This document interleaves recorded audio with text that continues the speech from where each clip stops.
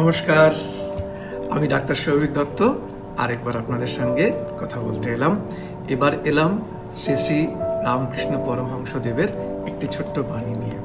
তিনি বলছেন, ঈশ্বরের নাম ও ভক্তি মনে রেখে জগৎ সংসারের কাজ করলে জগৎ সংসারের সঙ্গে আর অ্যাটাচমেন্ট আসে না।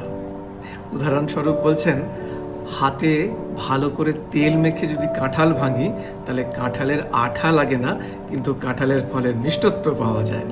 ঠিক তেমনি ভগবানের ভাব এবং ভগবানের নামে অন্তরকে সিঞ্চিত করে সেই তেল হাতে মেখে যদি আমরা জগৎ সংসারের কাজ করি, তাতে জগতের সংসারের সাথে আমার অ্যাটাচমেন্টও হয় না এবং কাজটাও ভালোভাবে সম্পন্ন হয়, আমারও খুশি হয়, জগৎ সংসারও তুষ্ট হয়।